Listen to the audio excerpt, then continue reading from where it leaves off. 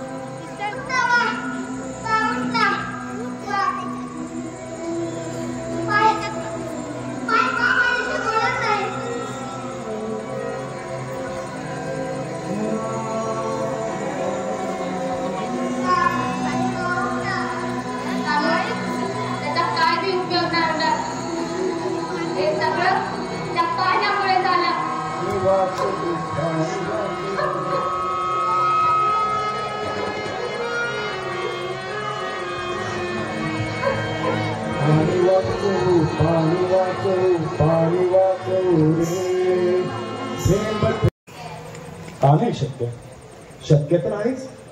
आज एकाला पाण्यासाठी तासन तास रांगेत उभं राहावं लागतं. 5-5 किलोमीटर दूर पाण्याला जावं लागतं.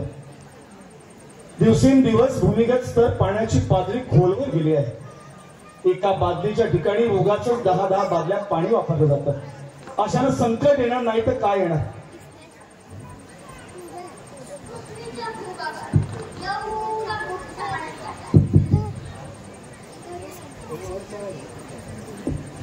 झोपला दा परी परी अजून जागीच आहे. ही तर झोपली आहे. आवाज कुठून येतोय?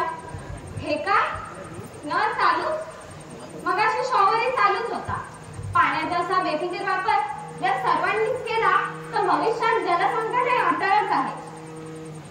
पाणी पाणी कोणी मला थेंबभर तरी पाणी देईल का?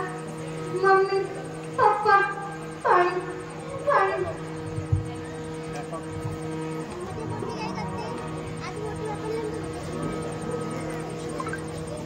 काय हो, आजच्या पेपरातील बातम्या किती भयानक वाटतात. भविष्यातील पाण्याचं संकट जर वर्तमानाचं ओळखलं असतं तर आज ही वेळात आली नसती. परीला घराच्या बाहेर पाठवणं म्हणजे भीतीचंच वाटतं मला.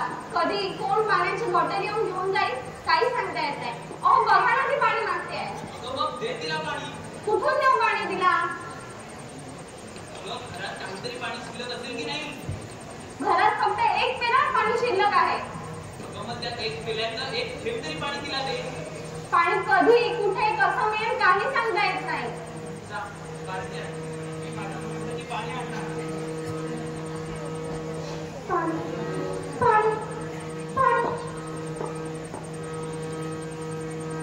हे घ्या, पण कुठे मिळेल पाणी?